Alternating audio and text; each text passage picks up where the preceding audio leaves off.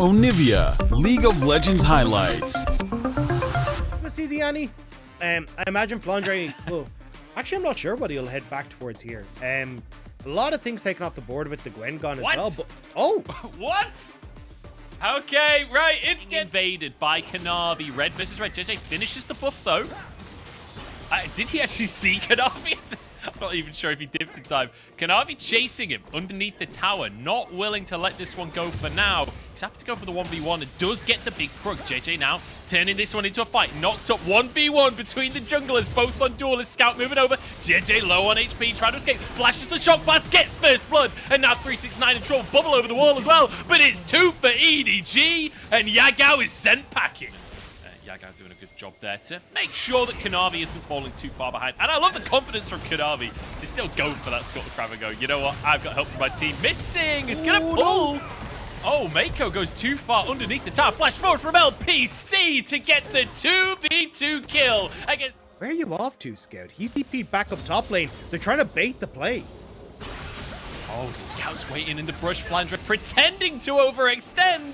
Kanavi, he's been read like a book. He's been played like a fiddle at EDG. They're just too big for it. Get into these side lanes as a duo with his mid laner. So hoping to see a little bit of that as he moves towards the bottom side of the map here.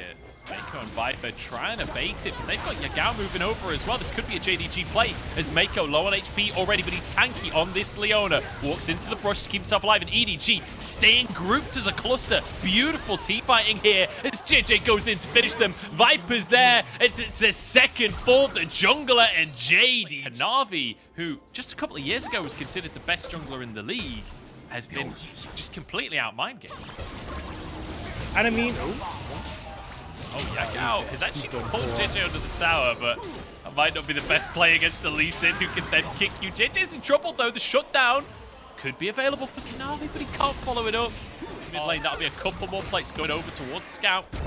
3 down on this tower. Flandre's moving in as well. JJ looking for a flank. Yagao could be in trouble. The flash tippers is in, and JJ with his 5th. There's a bonus one. Flandre gets a little bit of something for his trouble.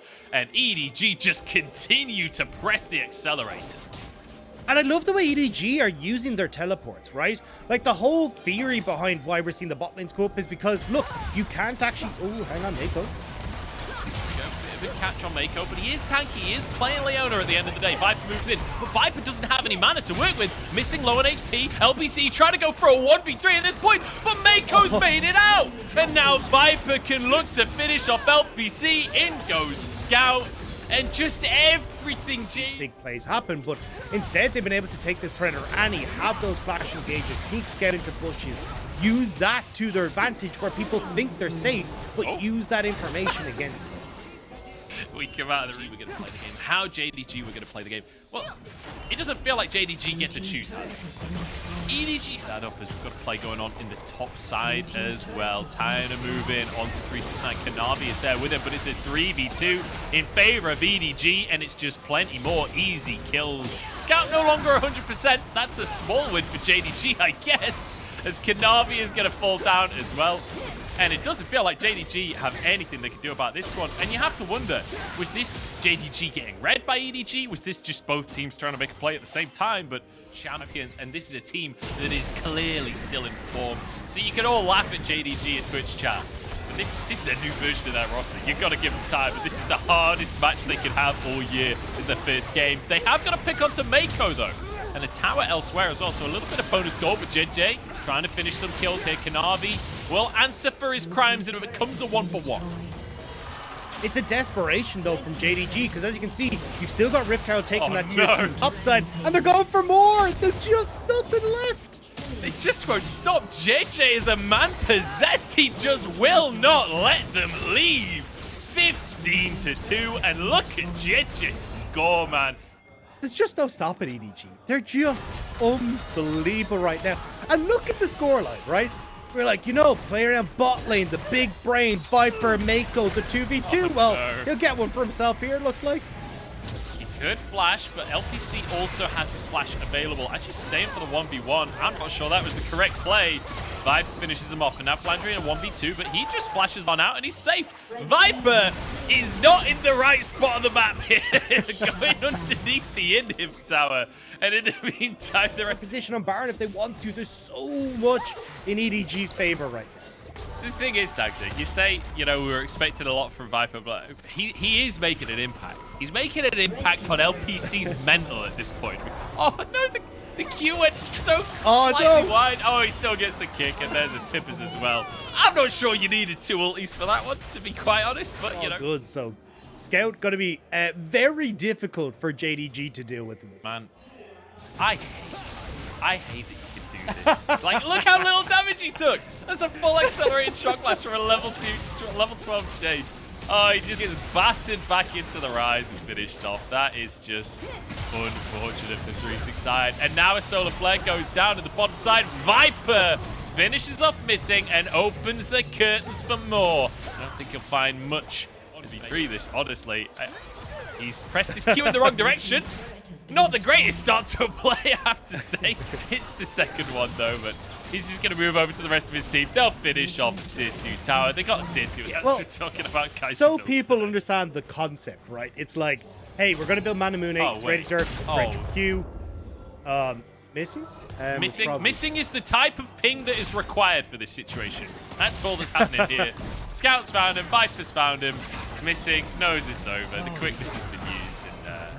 Well, he's going to go down. Unfortunate. And now we're on warp into the Baron pit. You know what? Why not? Let's have a purple worm on top. Oh, no. You need to get the curtain call to clear. They're not even going to get the objective bounties punch. This is just mean. Oh, my days. Well, at least 369 is doing what 369 does best. He's in his side lane and he's hitting a tower. So at least they'll get a tier 2 for this one. But they might lose this is brutal. And guess what? At the 22-minute mark, they're going to grab themselves EDG. It's just a matter of just dotting the I's, crossing the T's, and annihilating what's left of JDG's hopes in this game.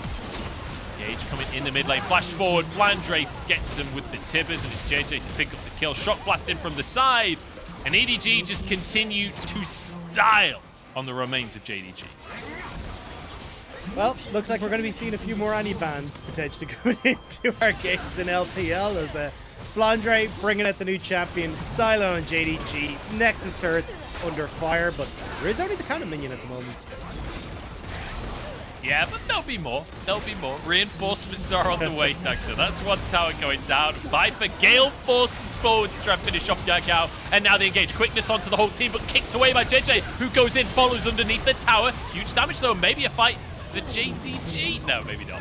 Maybe not. Kanavi's going to be hit by the full shot. The whole team's onto the fountain, and they've been annihilated. 369 making the paycheck worth it as he gets a double kill.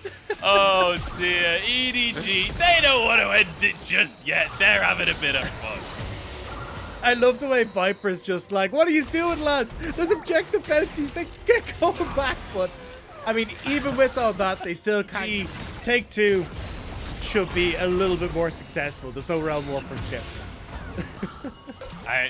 I'm ready for another. I'm ready for them to just wait for the cooldown. In they go. It's going to be Kanavi trying to start the fight off, but the rest of the team not so interested. Quickness on the back line. In goes LPC. Is Viper going to go down? That's an 80 carry kill for JDG. I mean, it doesn't matter, but hey, that's twice now LPC's killed the enemy bot lane, so thumbs up for LPC and missing. I like what I'm seeing out of the bottom lane. It may not be they're going again. Oh, they're doing it again. They just have no chill. EDG, these guys have families. Come on. The Nexus will fall 29-9. EDG are back, baby. It's locked in. It's happening. We've got a Vladimir. Flandre just doesn't care. He doesn't care about your meta. He doesn't care about your expectations. Flandre Scout find a lead individually, and it's good to see that, you know, we're in a new season, it's a new year, but it doesn't matter. That strategy's still going to come true, as Viper could be in trouble. And Mako actually manages to block the Zenith Blade there. Goes underneath the tower himself, but he'll go down for first blood. and the root comes down onto missing. It's JDG, I like that they're using their proactivity and playing down towards this spot. Dig at this one. EDG start themselves a Herald off, but look where 369 is. He's level 7. He has his ulti. LPC moving in as well. It's time to make a play from JDG. 2000 on the Herald. 369 flashing forward, but the personal space fears him. He's rooted, but he still gets a kill anyway. 1 for 1 as the reset comes through from Scout. I believe Kanavi be in trouble next, but he has his ulti to keep him alive, and Yagao finds the bubble. And it's beautifully done by going over to a Vladimir. I don't know if that's good in the grand scheme of things for JDG, but here we go, 2v2 in the bottom side, onto Viper they go. Cleanse is nowhere near enough, and LPC wants a bit more. The double kill against Viper. In favor of Flandre. Rift Herald still in his pocket, and here comes JJ. Time to make a play on the top side. 369's in trouble. Does have Slicing Maelstrom, though. It's hard to dive a cannon a lot of the time. Stun comes down onto Flandre, but he is Vladimir at the end of the day, so he turns into a puddle, and everything's okay. He's got but I don't think it's going to work out for him, because the respect from Viper and Mako is beautiful to see.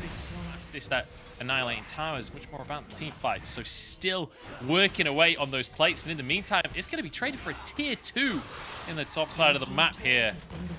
For the Samir and team fights, and Vladimir is terrifying when he gets to the late game. So JDG needs flank and can annihilate LPC before he even gets going. It's not LPC, right? You think, hey, JDG want to go and try and pick up the dragon, which they did, but as they're putting those resources, but EDG answer with Flandre's positioning top, and now Flandre. Oh, but the little kid answers back. It's Flandre who's being bullied, turns into a puddle, but that's all he'll be. Is 369 finishes him off and gets revenge. Rift Herald though should go to JDG, and I imagine this is gonna go into the mid lane. The big game plan here for JDG's play off of dragons. So it feels like JDG do need to start putting their foot down, and this Herald in the mid lane will certainly help them do that. So they take a tier 1 for themselves. They'll look for an extra charge onto the tier 2. JJ really wants to hit that eye, but he won't be able to. Uh-oh, we're past 14 minutes. Flandre's behind the enemy team. Rocket Belt in. There's a big ulti onto everybody, but it looks like it'll just be 2 for now. But 2 is better than none. Kanavi will keep himself alive with his ulti, but the fear comes on in. Zoe over the wall. Yaga trying to turn it around, but it's a double kill for Viper, and a boot to the face for 369, then pulled in on the anchor and shut down by the shadows of Scout. The edge of a fight here. But the dragon started off. It is a cloud, which is not the greatest ever, but it's actually taken by Kanavi anyway. So towards Scout and Viper, make sure that they can spot where Flandre is coming from, but with no vision in the area, no control. Viper's dead. Yeah, taste lightning, Viper. Taste lightning. Snakes, not. If JDG can force EDG to continuously poke their head here, they might be able to get some picks or set themselves up for a nice fight.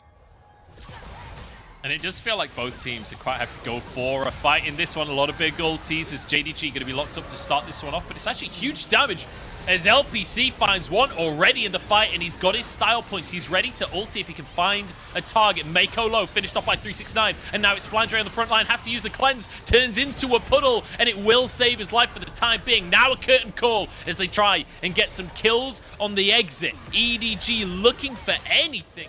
It's looking like there's going to be a lot of channel points being thrown around at the end of this one as JDG in prime position. They're on the Baron. 5k left as Flandre tries to move in. Kanavi jumps forward, but a bit of personal space is granted by Scout. The puddle, nothing works for JDG. Everything's denied, and Flandre goes in. It's EDG sweeping them up. Never mind the channel points. I was totally wrong. EDG are back on top. Impeccable play from EDG.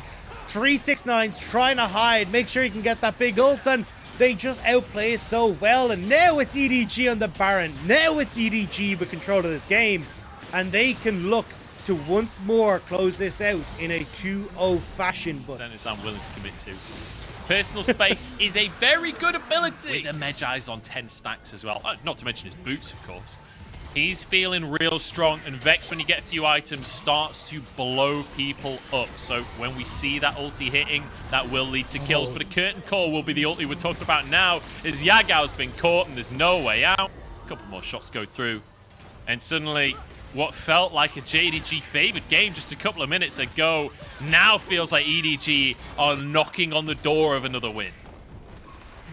And again, it's EDG playing this map so well. They catch JDG, who are trying to position up towards top side. EDG take bot turret, now they rotate mid to take 2. They're getting so much gold off of this Baron push, and little JDG can do what you get out down for another 15 seconds. This will be another tier 2 in the mid lane. And tier 2, wrong side of the map. This is 9. He's found a sneaky way into the brush, but I think he must have gone past that control wall to get there. Goes for the slice of Maelstrom anyway, but Viper flashes away. And 369, you know, it was a good attempt. I like the gumption Just there. took a man down, trying to defend your base, and it's going to be that mid inhibitor that's first pickings for EDG. Look, you can take the 369 out of top esports, but you can't take the top esports out of 369. He's gonna make the mojo plays, and they may not be good, but I love him anyway, you know. You gotta respect that. It's an inhib down in the mid lane for EDG.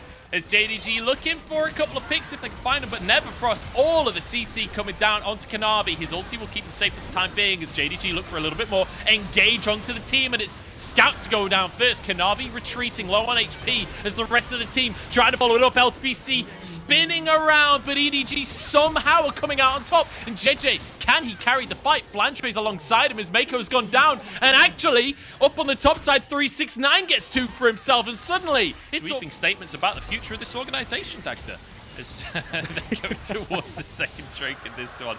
JJ finished that one off. 2 Drakes now on the board for EDG.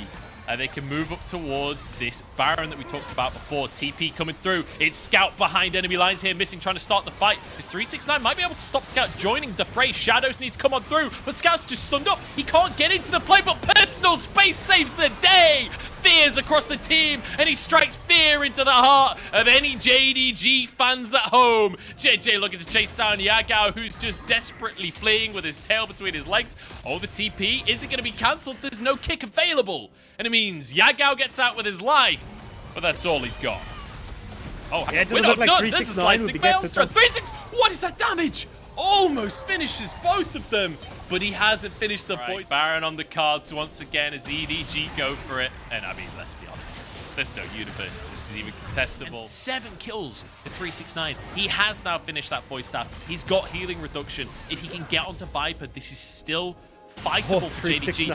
That's a very deep TP. It's going to take him a long time to get in the fight, but it doesn't matter because Flandre has run it down. And now 369 is behind 3 of them. This is the moment for JDG. And 369 sets it up, but actually couldn't do the damage. And now EDG are back in.